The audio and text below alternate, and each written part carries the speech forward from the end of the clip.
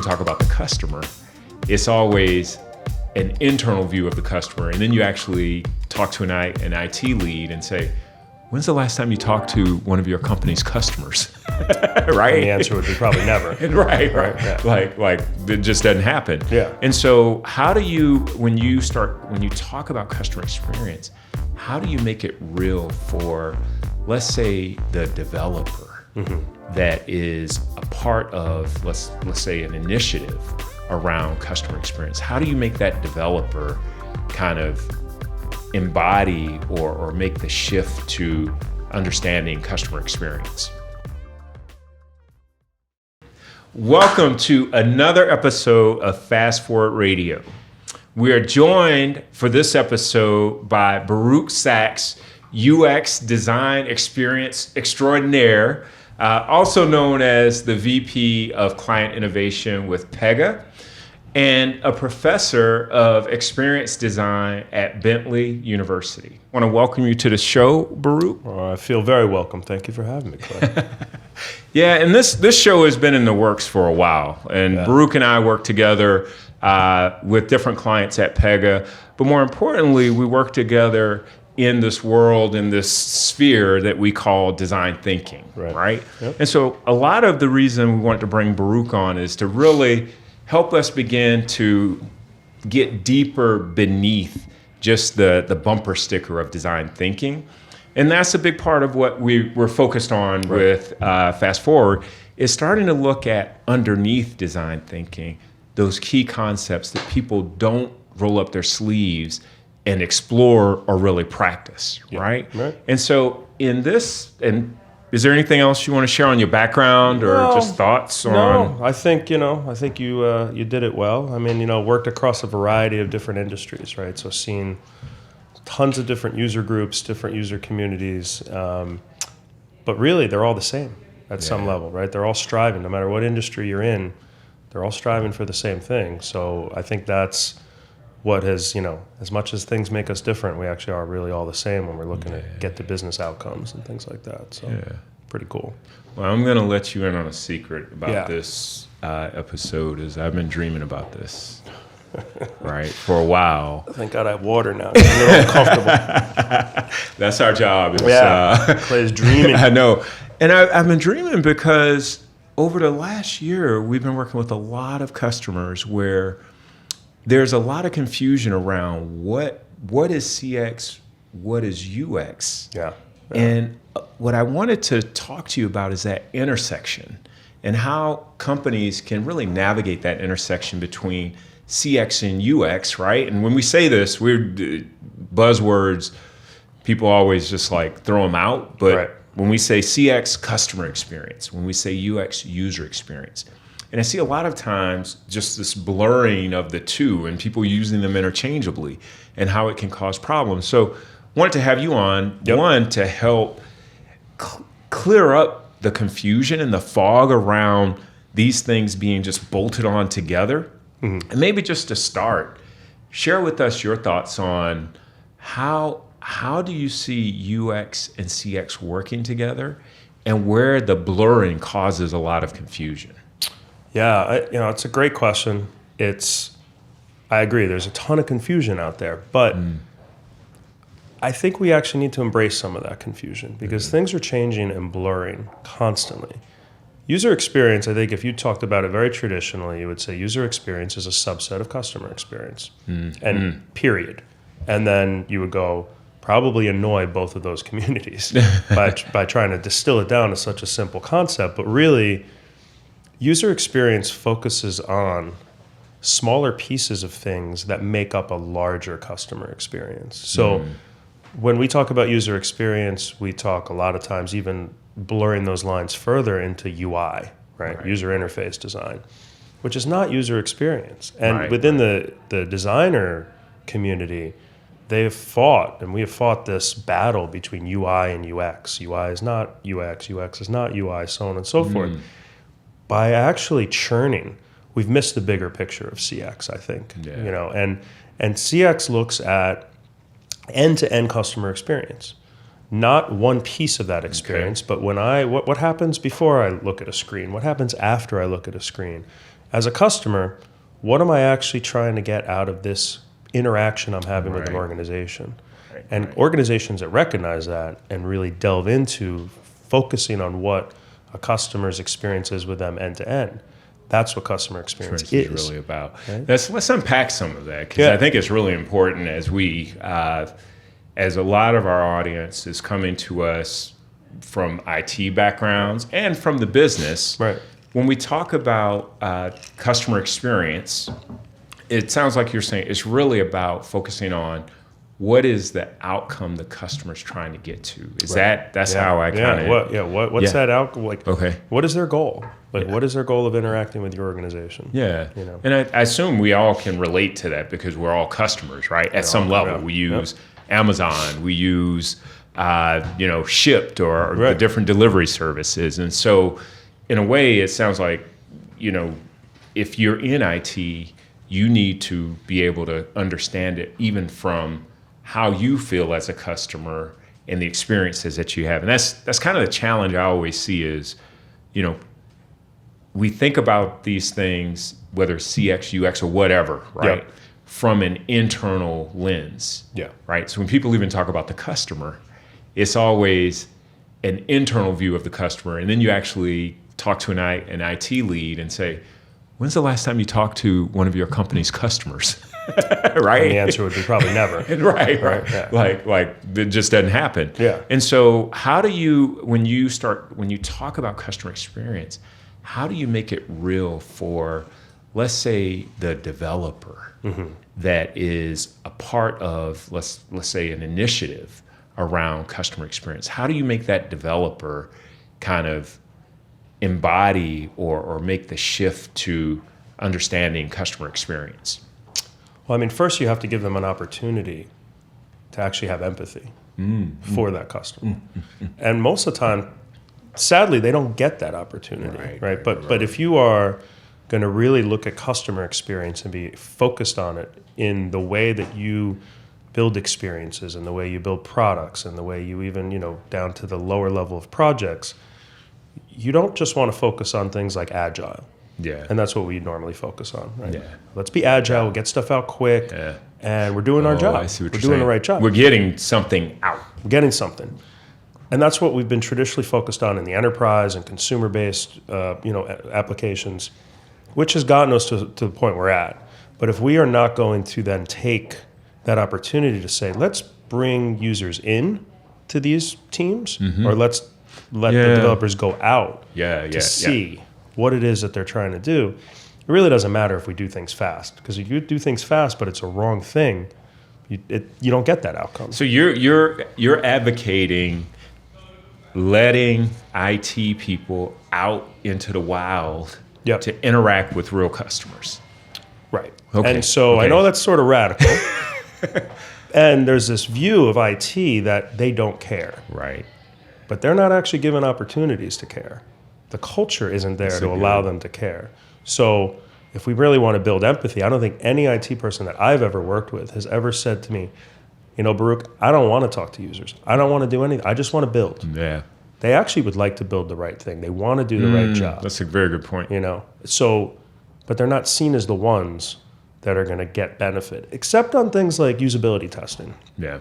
If you do that traditional usability testing, one-way mirror, you have people in a room watching, observing how people are using the applications, you generally have IT people, but that's way too late. Really, So late in the process. You really want to engage them up front. Way up front so that they can make sure that they're like, I now know what they struggle with, what they want as a customer. So now I'm more informed and empowered to actually go build this for them. When we were planning this segment, one of the things that stuck in my mind for some reason was Kill Bill, the movie Kill Bill, right?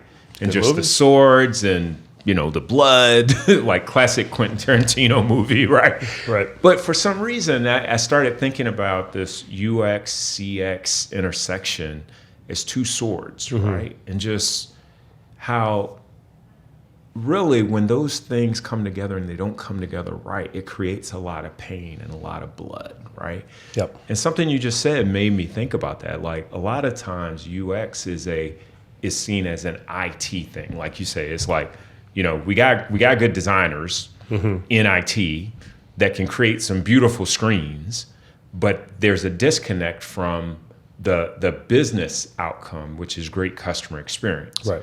And so the analogy I started playing with is almost like CX is one sword, UX is another sword. If they're kind of aligned, they can cut together, right? Yeah, You can go faster. I guess you could technically kill people faster and but if they're not aligned and they're working at cross bang purposes, into one another, right? And so, they're often not aligned. I could think of one example when I was working with a client, banking customer around new mortgage. The current system is something like 17 questions, and they had to fill this out multiple pages. Right. They brought in designers. They brought in tons of designers and IT folks, and they started talking about what would the best experience be, the user experience. They got it down to 5 questions. Okay. Really distilled it down. So good work was done. Nice. Kind of say, this is extraneous information. We could still make a decision on this mortgage, whether we're going to give financing to this applicant by 5 questions. Beautifully done screen. Gorgeous. Hit submit. Right. And so they spent so much time on that. On that one piece. Weeks to get down. Yeah. Prototyping and user testing. They did it right. But I was in this meeting and I asked them, I said, so what happens when you hit, apply or whatever it was? And they said, well, it goes through our normal processing and you're going to find out the answer in 3 days whether you get this mortgage. And I said, well, you didn't actually... I would rather answer 17 questions if I hit that button at the end of it and I found out that I got my money. Like Rocket Mortgage style. Right, exactly.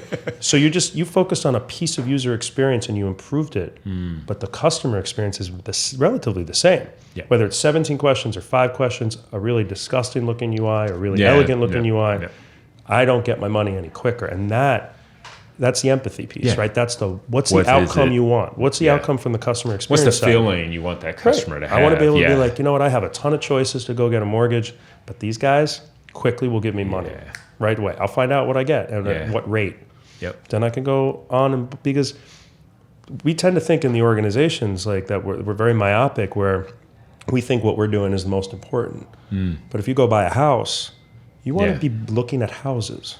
Yes. You don't want to be worrying about what is mortgage. the real outcome, the real customer experience want is like that organization should be an enabler of that larger customer experience. That's a really good point because a lot of times what people remember from the house buying experience is not I looked at a lot of beautiful houses. It's more the actual mortgage experience that they went through in the nightmare of I applied, it took forever to get the feedback, and then I went to closing. I think we all have a closing horror story. I know I have more than my fair share. I would say my record on mortgage closings is something like, I think I'm 1 for 3 in terms of closing on time with no pain. And with that one, I think it was just a fluke, right? And so I think that's right. Everybody can relate to that. But look at what we're talking about. You're focused on those pieces. Exactly. So your customer experience wasn't great. Oh, I don't think there was a thought of the customer experience in those scenarios. It was just like it's like birth. Yep. If everything goes well, a baby will be born. Everybody will be happy. But the actual process of it is not a good thing. At least I can't speak from firsthand experience on the babies, just the mortgage part. But I mean, even if you look at a powerhouse like Amazon, who gets it right. At the end of the day, if I'm ordering toilet paper on Amazon, I'm probably doing it on my phone. On the go. On a laptop doing real work, like my job that I get paid for. I'm like, we're out of something. Like, boom, order it. And I know in 2 days or whatever, one day it'll be there. And it's great. It's a great process. But Amazon is not the core piece of my life. Right. It's enabling me to live my life. It is, but it's almost like an enabler, right? And if it was a bad customer experience, I wouldn't do it. Right. So they get the fact that their customer experience needs to be superb because they're supposed to fit into their customers' lives. Right. It's not the other way around. Yeah. Whereas I think a lot of times in customer service applications and everything, those organizations feel that their customers exist to interact with them versus the other way around. Yeah, and it sounds like getting out and engaging with customers will create humility in addition to empathy, right? Absolutely. Because you realize that it's not about you in your company, it's actually about the customer and their needs and desires, right? And their wants. Is that? I mean, one of the things what we do here on Fast Forward Radio from time to time is really start looking at some of the projects, the cases that we work on with clients. And one of the recent projects that I thought demonstrated how this intersection can go awry and really actually sparked the thinking around this segment was a insurance company that we were working with, where we're helping them redesign the experience for customers to do accelerated, similar to mortgage. Like, how do you speed up the insurance buying experience and preventing people from picking up the phone to call and the customer service, like they can go through, get everything done.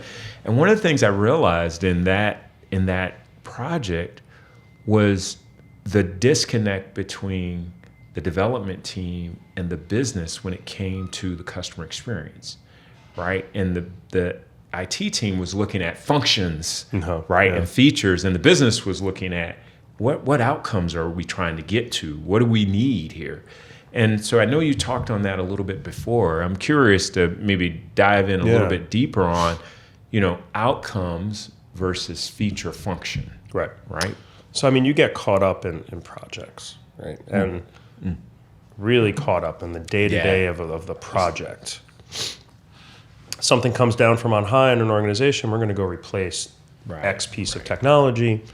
And so suddenly, once you've decided on what technology you are going to replace it with, it becomes all about the technology. What features exist in this technology? What functions exist in this technology? Check the boxes. Check the boxes, right? Build the user stories. From an IT perspective, what's the architecture of that technology? How scalable, upgradable, everything. Stuff customers are just like... and customers, they don't care, right? Again, so it's not experience focused. It's not business outcome focused. So if we hardly ever go into these types of IT projects where we say, we have this goal of achieving this customer experience. In order to do that, we actually need this piece of technology here and this piece of technology here along this entire end-to-end customer journey to basically enable that customer experience. We don't say that. I mean, I think, I've said this multiple times, like if you ask any kind of project team, like, what are you working on? They tell you, we're working on this. We're going to transform the business. We're going to enable, no manual processing. We're going to eliminate paper. Six systems now are going away. That's awesome. So then you say, well, how does what you're doing accelerate the business outcome that your company wants to achieve? How does that fit into the organizational strategy? How does that even get the customer to be in a better place experience-wise with your organization? And it's like deer in headlights usually, because they're like, It's not that they've never thought about it, but they don't think about it now, right? And they can't articulate how it's that like happens. A trick question on a quiz, right? It's like, oh, you threw that one in. Right. Like, I don't know the answer. I don't know, and right? You should be talking to somebody else about that, right? It's very much like, I don't know. Somebody else is worrying about that. I worry about this. Yeah. That doesn't work from a customer experience perspective. So how do you think about what characteristics make someone a good CX person? It sounds weird, right? Like, what are those characteristics? Like if you're advising a company and they say, we need to hire a great CX lead, right? What are those characteristics that you see that would make someone like, this is a great CX lead, right? What do they have to have? I mean, obviously the ability to have empathy is huge, right? I think that's a very common kind of characteristic for really good CX people. You have to understand what it's like to be in that customer's shoes and be willing to actually be uncomfortable, right? The other thing is you have to step outside of yourself. You have to step outside of your organization. You have to basically say, what I do in this organization is probably not as important to the customer as we think it is. But we would like to inject ourselves into their lives.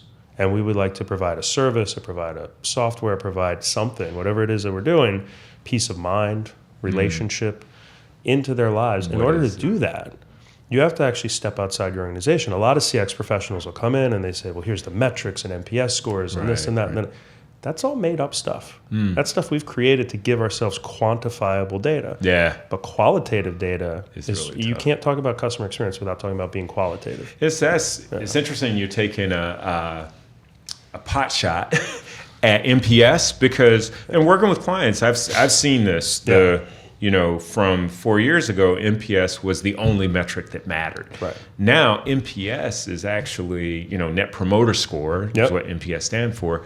Now it's looked at as a metric that actually prevents you from truly understanding the customer, right? Because people actually say, "Oh, we got this as an NPS," but they haven't actually spent time to engage with the customer. And right? I'll admit, And I took a pot shot. Yeah, I love it.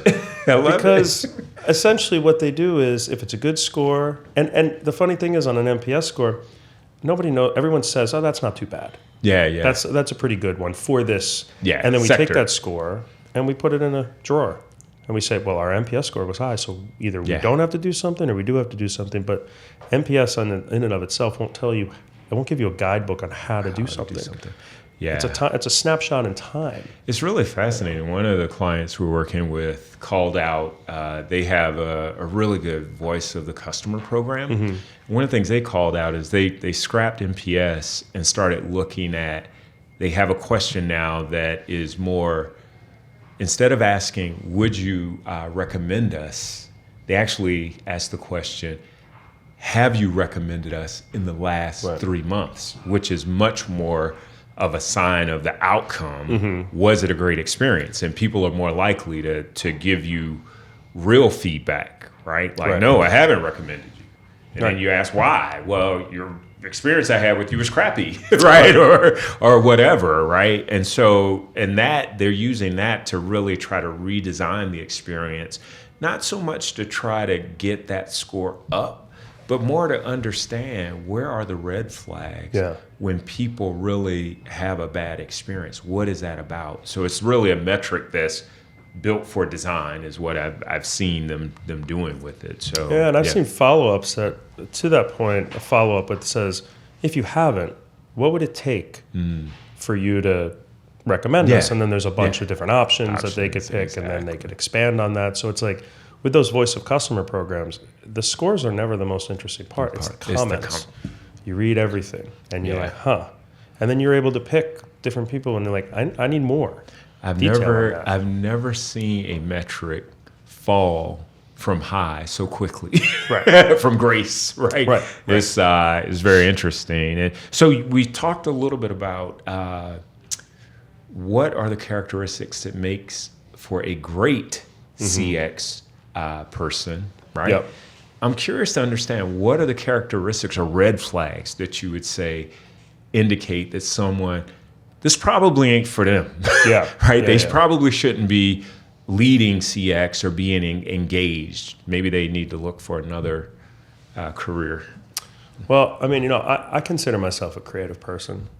I'm a design person, but I try not to hold those things too precious, right? I try not to hold my designs or anything I come up with too precious until it gets validated by somebody and somebody wants it. And, there's something to be said about toiling forever, trying to get an idea across, everyone rejects it, and eventually someone finds, I get those. But I think a really, sometimes you could be too creative and hold your ideas too strongly. Really holding on tight. I am the expert, therefore my ideas are sacrosanct. That's a horrible customer experience, characteristic. So you have to be, I think people that are not open to that kind of criticism, feedback, you have to have really, really tough skin to succeed. And I also think, honestly, this is more an organizational thing. And it's not necessarily on the person, but I would be leery about taking any customer experience role in an organization without having power to do something. Right. The organization needs to be set up to enable cultural change.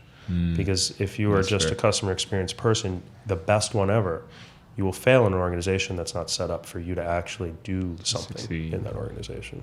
You raised a really interesting point. I think is another characteristic I've seen where that signifies someone that is a good or not good CX person is their ability to create great experiences for the people they interact with. Right. Right? Because I've seen that also in the past and current, where you have someone that's either leading CX or involved in CX, but they're kind of tone deaf to what is the experience they're creating with the individuals they interact with, whether it's internally or externally.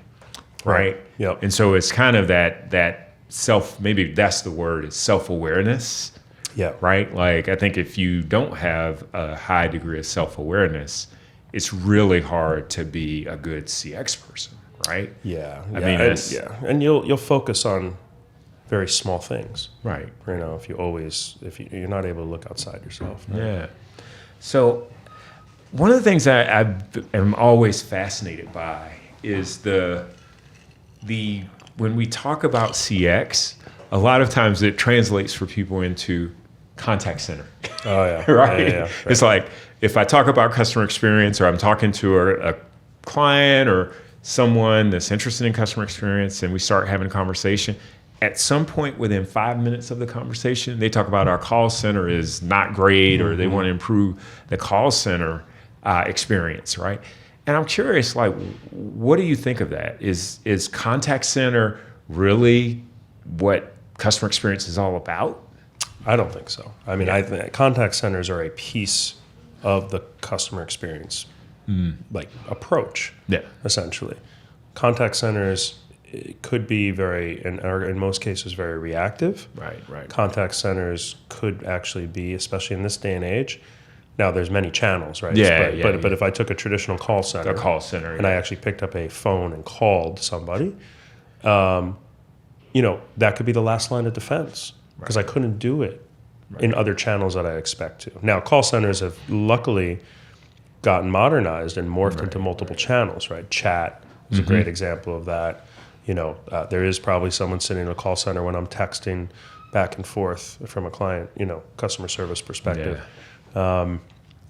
I would say they are definitely a catch-all for client experience or customer experience.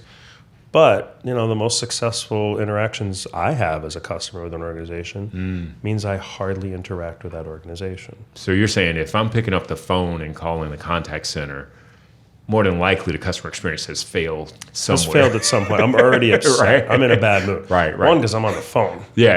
And like, nobody wants to talk on the phone. And unfortunately, I'm on the phone, I'm not going to get a human right away. Yeah. Right? I'm not. I'm going to go through an IVR, which is not set up for customer experience. It is set up for organizational experience, right? They don't, to have enough people to pick up on the first ring if I call a call center is not a viable business model for anyone. Yeah. So IVRs are supposed to help route and do the right thing. And then with AI, we're supposed to be able to talk to people and answer, used to be, it was like, dial this for this and dial this for that. And now it's, I understand English, so you can speak, proper, and they never do, right? So the technology's not there. But IVRs are set up to actually further frustrate the client, the customer experience. But it's done for the right reason. It's just, the implementation often doesn't match. The picture you gave me in my head is contact center is an emergency room. Nobody wants to be in an emergency room, right? Sometimes you got to go. But once you're in the emergency room, something went wrong. Right. And you hope that it's a great experience. Actually, my baby, the 11-month-old, was recently sick. And we ended up going to urgent care. We didn't want to be in urgent care, obviously. Clearly the daycare situation is what caused it. They need to put some customer experience on the daycare experience. Right. But what was really good is, once we got to the urgent care, the experience was good. But what was even better is the experience before we got there was great, right? Meaning the going on, scheduling, I didn't have to pick up a phone like, hey, do you have a time slot available? They were available in hours that made sense. And so even then it was a bad experience. What was a bad experience turned out to be a really great experience because there were, as you said, multiple channels that I could interact with. Actually get what I needed to get done, but more importantly, I got the outcome that we wanted, which was, someone saw the baby, explained what was going on, and then we were actually by the end of the visit, we were happy. I mean, which is weird, you know what I mean? Yeah, Like as happy your as you kid can is, be. a kid is sick, Yeah. but you're like, yes, okay. Well, I mean, it's funny because it's kind of it's a misnomer, emergency room. You get Right, there and right, then you right. wait for hours. So Yeah, it must yeah, not have been there's that no much of emergency. There's no emergency. urgency assigned to Exactly. that. And it's the same thing with IVRs and call centers in Exactly. general. There's As a customer, if I'm calling you, I'm upset. I want to talk to somebody. And the more you make me wait, the more I get upset. And the more I just want, somebody to solve my problem. Yeah. Right. And so I think the most successful customer organizations with the most successful customer experience programs view their call center as a critical part, but not the sum of what their client experience needs to be. Right? They do whatever they can to minimize the need for someone to call. So proactively thinking about the experience, Right.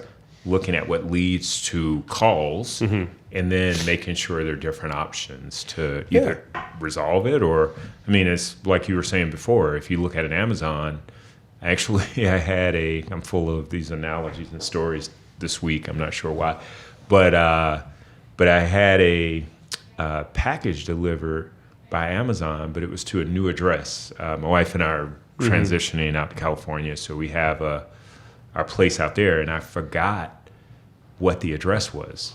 So I actually put in the wrong address, and Amazon shipped it to that wrong address. Yep. Right? And it was kind of interesting because I realized it, and I started like, let me call Amazon. But I realized in the app I could just start chatting with somebody, and literally I just say, hey, I realized I put in the wrong address for this package. And they were like, oh, okay. Well, actually, cancel that order out. Don't worry about it. You're not going to pay for that one. We're going to send another one. Right? And they shipped it, no charge, got resolved. But I didn't have to actually pick up the phone. I could literally do that while I was on my Peloton. I don't have a Peloton, but it sounded pretty cool to say that, right? Well, it's that asynchronous client service, right? Exactly. And so it used to be that, we wanted more direct contact. When that started, those channels started to become too cumbersome to manage. Right. And we're busy. Then we realized, you know what? The old-fashioned asynchronous chat is great because I know it's going to take you a little bit as you do your research and look at what's my on my problem. I could do other work and I could come back to that chat. I mean, sometimes that's the best. That's the best way. But again, that model, that channel supports my life. Right. Phone holds me hostage. Yeah, know? like nobody. I think I've read something. I think there's a book of etiquette that just came out, like modern book of etiquette, and it talks about when should you call someone, right? When is it appropriate to actually pick up the phone and call someone? Not past 9 p.m. No. But the author basically says in modern times, actually, you should never call anybody. There's nothing like they should be dying is pretty much what she said. It's like that's the only time you should really call unannounced, right? And I think it's more to the trend of people generally aren't going to call. Right. It's really more, or it's a pain to call. You rather do the asynchronous. Well, so many calls these days are not beneficial, right? Right. And in fact, I think from a customer experience perspective, I think I forget which company it was, but they decided to call to follow up. Yes. More personal touch, right? Mm-hmm. If you had an interaction with the call center or you had a bad experience with the company, they were going to have specialized concierge teams to actually call you and say, And it failed because nobody was picking up. Right. Because everyone was thinking that it was a crank call or a telemarketer or something like that. But in the inside of an organization, that's actually, sometimes I do that because I'm tired of email. Yeah. I'll pick up the phone and call, and they're like, why are you? What's going on? It must be important. I'm like, no, I just have a question. And I want an answer now. I don't want to wait for you to read my email. Right. So I think, we have to look and shift with the times and look at organizational behavior and human behavior about how that changes and what we would like to sort of interact with, and not look to traditional call centers to solve our client experience needs. We have to actually look about how do we work, right? And how do we play, and how does a customer experience fit in to my life as a customer? So this has been a great conversation. I mean, this is the dreams that I had about this conversation. It matches, right? Cool. It's kind of exceeding those dreams. One of the questions I have is, I'm curious, what do you see as the big shift that people make from not getting customer experience to getting it? Like, what's that shift look like, right? Like you teach at Bentley. Yeah. Like, what do you see even in students when they go from, not getting it to, oh my God, like I get it? Yeah, I think we've seen such an explosion in the past 15 years, 20 years around technology. Right. As an enabler to do stuff. Software and the next release, feature, function. And we've gotten so focused, like, how do you manage project teams? How do you deliver in an agile fashion? Yeah. How do you, all of those types of things, they're not about client experience, customer experience. They are about managing projects, essentially. Project management, organizational change. It's an internally focused kind of organization. Yeah, got it. And so when I teach, and I teach grad school, Nice. so Yep. these are folks, the students that have work experience and they're coming back for their degree. Some are just going straight from undergrad to grad, so they have no work experience. So it's it's a nice mix. And so often they want to understand more of, like, how do you get your designs heard? Oh, that's within a the really organization, good. right? How do you get taken seriously? So almost when you talk about influence. you? Yeah. How do you? Yeah. And that's not anything around customer experience. And I said, how I teach it is, let's not worry about your current organization. Let's worry about what is the goal of what it is that you're doing. Right. At all. Yeah. And they're like, well, I want to create something that's useful to someone. Right. Okay, you just have, right there, you're just showing empathy, you're showing experience. You need to, let's delve deep into that let's broaden that. So if you are understanding what it is that you're doing is useful, then you need to tie it to your organizational goals. And then you're going to be heard, because nobody's going to want to do good customer experience for the sake of good customer experience. Let's be very real. Yeah. If it matches overall organizational goals, then client experience, customer experience, that becomes important to that organization. So when people start getting that piece of it, first of all, they're able to connect customer experience as this kind of gray, nice thing, but we don't know what it is, to actually real business outcomes that you want your organization to have. And the customer wins, right? And so people start getting it in that respect, but then they also start getting it when you start talking about, okay, what you're providing in your organization as a service or a piece, this is actually empowering various pieces of that customer's life. But what else are they doing? Like, what else is, do you exactly? Like what else are they doing with you, or in banking, right? It's never one. You normally don't have one relationship. You have multiple relationships across products and services. So delve deep into that and understand, and then you start seeing people like, oh yeah, customer experience. Like, it's really important. Yeah, right? But don't view it as the latest product or the latest piece of software. View it as an end-to-end customer experience journey. And the journey gets overused. And I'll tie it back to, once you start looking at it from that end-to-end journey, you have actually started to understand customer experience. Now is the time to focus on what can you deliver of that journey in smaller pieces. So that actually gets value, right, to that customer. That's the piece that, but too often people just focus on this small piece without even understanding first that larger piece. We just, the screen. We want the screen to look good as opposed to the bigger, right? What I have to say, what I absolutely love about this conversation is, even though the podcast is about design thinking, we actually have only said design thinking now 4 times. 4 times, and it's mostly said by you. Right, exactly. Like, just in the last minute, I think I said it 3 times. And I think, it reminds me, we both come from a background around business process management and that sort of thing. And I think the key... Real sexy stuff. I know, real sexy stuff back in 2002, right? But the key there is, I think, where people got lost even in BPM is in the label. And never really dug, or you'd see where people wouldn't dig beneath and think about the outcomes. What are we really trying to do? And I think what I appreciate in this conversation is we're really digging underneath. So instead of saying, here's the bumper sticker, we're actually talking about the real, like, what are the outcomes?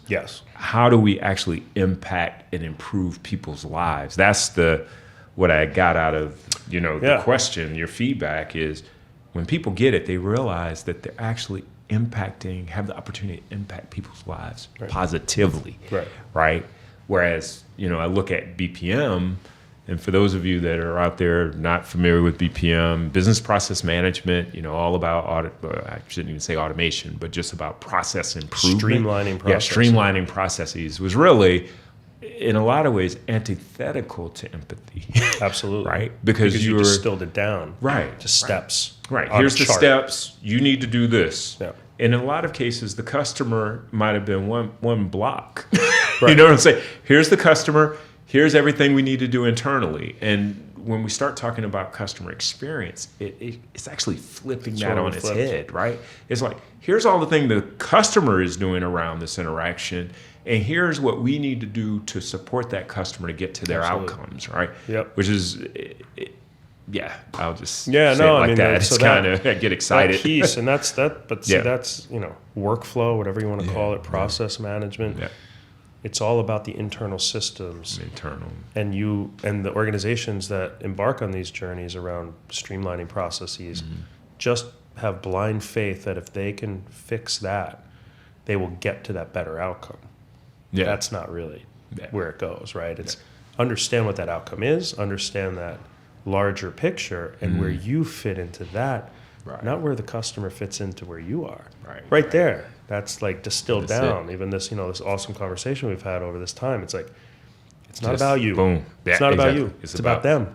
Right. If you can't figure that out, if you can't think about them and focus on the customer in everything you do, you're not getting that experience. And it just sounds like, I think the more I work with customers, and even as we're having this conversation, it's just that sort of mindset is a competitive differentiator. The more you can actually embed that into the culture and operationalize it, the more competitive you will be, right? Which is a big shift. It's a big shift to actually, we have a customer experience culture versus we have a culture or a company that can do great UX. Right. Going back to our original topic, right? Yep. And so it's very fascinating. So maybe as we wrap up, what would you offer as 3 tips for our listeners to go deeper into CX and make that a part of their culture? Wow, 3 things, huh? Well, I mean, I think, the first is to always remember that everything great is designed, never built. That's really good. Right? Yep. So think about the things in your own life that you really get a lot of enjoyment out of. What makes them great? Right. Delve into that. Take some time. And that's really the design process. Take some time to think about what makes it great and apply it to your everyday job, everyday world, right? I think the second is there is no substitute for true end user observation and interview and talking to people that actually use the product. You could talk to people that used to be customers, and you could talk to people that are in your organization that represent that user. Right. But unless you actually start talking to those people that are the users, that use it every day and observe, you don't get that empathy. You'll never get that empathy. So at any kind of stage within a project, a product design, you need to go and out there. Get out there. Get out of the building. Yeah. And the third thing is always ask questions. Yeah. Always ask questions. Why are we doing this?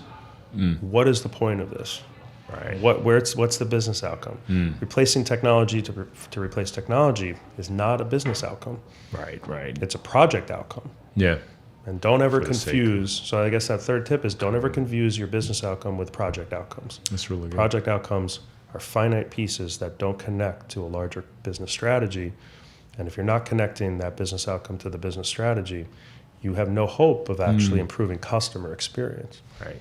So it's really good. I love the 3 tips. Before we wrap up, last question. Yep. If you could have any superpower, what superpower would you want to have? Any superpower that I want to have. We're going to do I know. I would like to. I'd like to be able to jump in time and space, go wherever I want. You made my mic jump up. Oh, wow. So you already have it. So jump into space at any time. At any point. So is back and it forth. like future, past, or literally like, boom, I think I'm future, over here? past, or if I want to be in, I'm in DC now. If I want to be back in Boston, just go right away. Right. Saves Okay, time, okay. but also, into the past a little I bit love without it. interrupting anything, and Okay. then come back, see things, get perspective. I see it. So it's jumping into a point in time and space. Yep. So, okay. I'm sure most people say Okay. fly or be invincible, but Yeah, I love that. I wanna Can keep we it- jump right into a safe? yeah, exactly. Or Grab into- some money. into the California sees it. Gold Rush in 1948. Exactly. 1848. 1848. 1940 was very different. I know, Very different year. time. So, Baruch, thank you for thank being you, a guest. My This was pleasure. really good. I think audience will get a lot out of this, a lot of so. value. If anyone wants to connect with you after the podcast, where can they reach you? Baruch.Sachs, Baruch.Sachs at pega.com. Okay. We look forward to having you back on. Thanks again, I Baruch. do too. Thank you. Really good.